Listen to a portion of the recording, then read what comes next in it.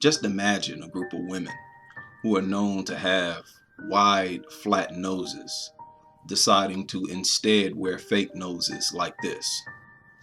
And just imagine that they just happen to be dominated and conditioned by a larger group of people who have the exact same nose. And just imagine if they were able to create fake lips that look like this. And the dominant group who conditions them also had lips like this. But underneath those fake lips, their real lips look like this. Just imagine if every time these people revealed themselves to the public, they decided to wear this fake nose and fake lips. Would it be fair to conclude that these people had insecurities about their noses and their lips? Just imagine if every time their men dated outside of their race, they accused their men of hating themselves. This despite the fact that they are the ones with fake noses and fake lips.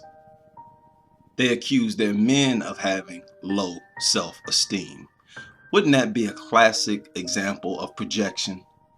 Just imagine that their men were aware that their behavior was an expression of insecurity and self-hatred, low self-esteem, and that they would often plead with their women to stop wearing that fake nose and those fake lips. Pleading with them that they like their real nose and real lips better. That there was nothing wrong with their real nose and real lips. Just imagine if every time their men said this, those women replied by saying, "There are more important things to worry about than my fake nose and my fake lips." This is the exact same scenario where the natural texture of hair that is unique to Black people is removed from the picture and replaced by hair that has been cut from the heads of other races of people that is of a different texture from their own. Now imagine if this woman not only had to have this hair replacement, she also had to have a shitload of makeup on her face every time she revealed herself to the public. And just like it would be bizarre for the woman with the fake nose and fake lips to tell you that you are the one who has low self-esteem, even though you don't wear a fake nose or fake lips, it is equally bizarre for the woman with fake hair and a ton of makeup to tell you that you are the one who hate yourself, that you are the one who is insecure and have low self-esteem. And if you decide to date outside your race, an argument can be made that it is because you're turned off by the self-hating, insecure behavior of the women within your group.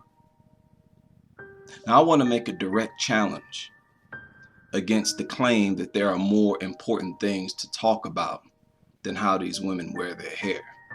Black women grossly underestimate how powerful of a role they play in shaping the character, the personality, and self-esteem of the race. I want to quote a particular article I read recently titled "Society's Pressure and Stress on Women." It says, "Mothers are powerful role models for their daughters' image of themselves. Daughters imitate and identify with their mothers in deep, powerful ways. This imitation is not conscious. A mother's tone and body language programs her daughter with attitudes that affect her for the rest of her life. A mother who accepts how she looks and has a healthy attitude about weight, wrinkles, and aging goes a long way in helping to counter the peer and media pressure her daughter faces. Similarly, when mothers don't feel they measure up to society's beauty standards, they knowingly or unknowingly pass those feelings of inadequacy to their daughters.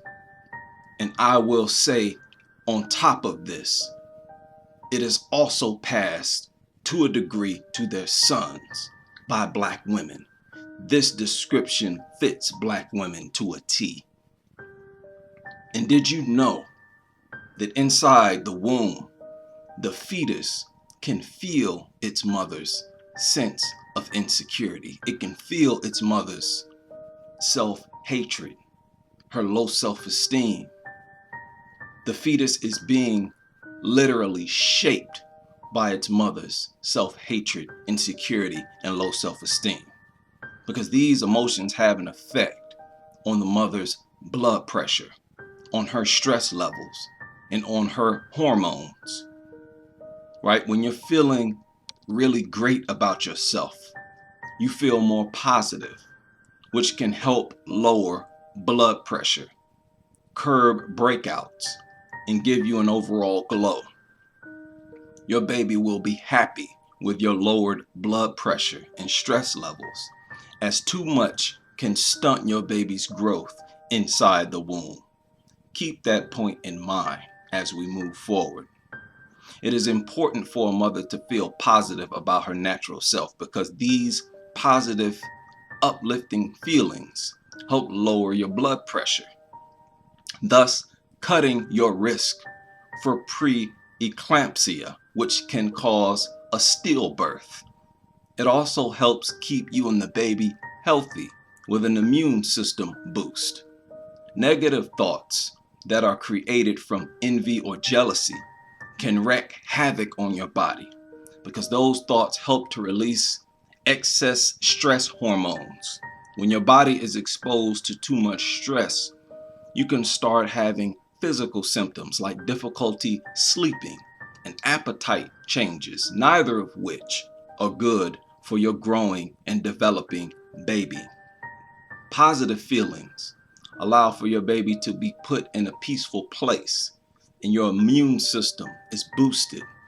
This helps your baby grow and develop optimally and healthily. The healthier and happier mom is feeling, the healthier and happier baby will feel too. Now, it just so happens that Black women lead all other races by far in infant deaths per 1,000 live births, maternal deaths per 100,000 live births. They have a higher preterm birth rate under 37 weeks, and they lead other races of women in having babies of low birth weights. Now, many of you say, oh, it's because Black people deal with more racism.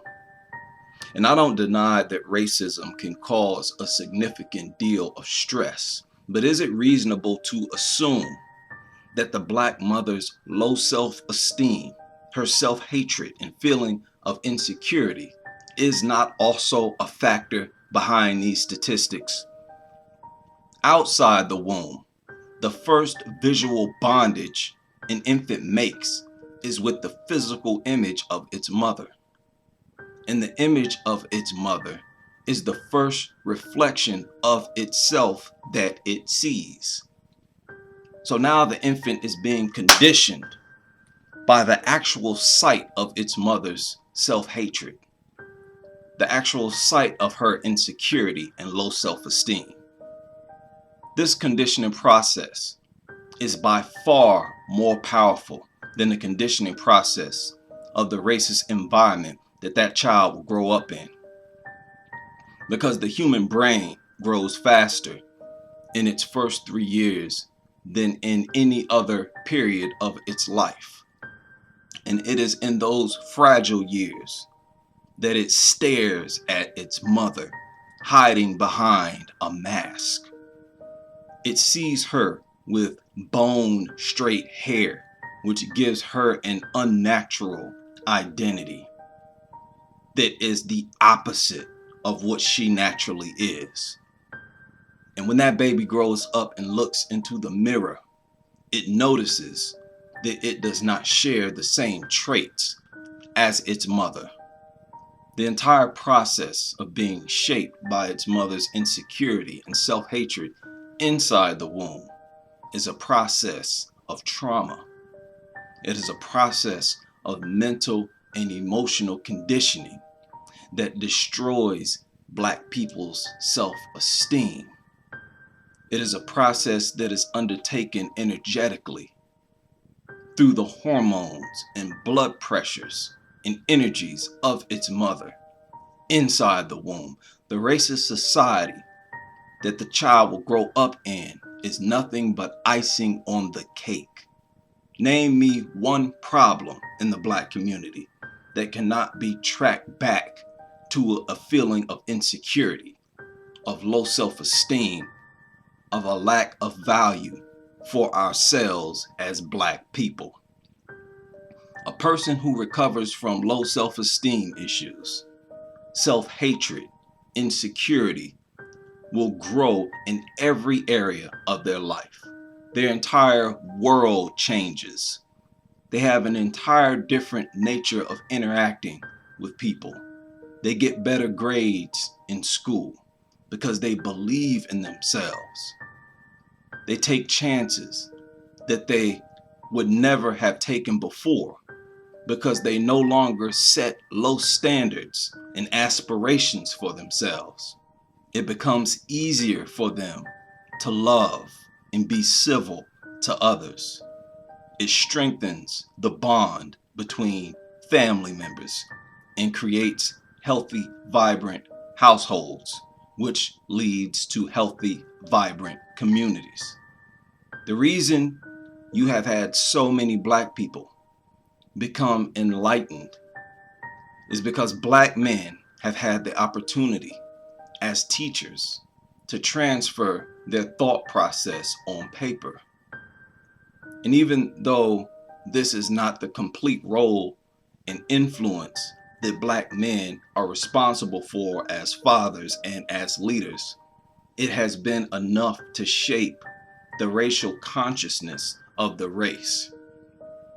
But you see, unlike males, the role and impact of mothers on the community cannot be put into a book. Your feelings about yourself cannot be put into a book for an unborn child to read. That seed came out of a man, and in the womb, the mother's emotions work to help shape and balance the mind, body, and spirit of that seed inside the womb, and that process continues in the early years outside the womb. The mother's role is one that has to be executed through a physical, mental, and emotional relationship with the child as it develops and with herself as a Black person. So when Black men talk about these hair hats, when we talk about weave, blonde hair color, blue contacts that causes Black women to walk around and hold their eyes open as wide as possible so that everybody will notice their icy blue eyes. This is not a minor issue.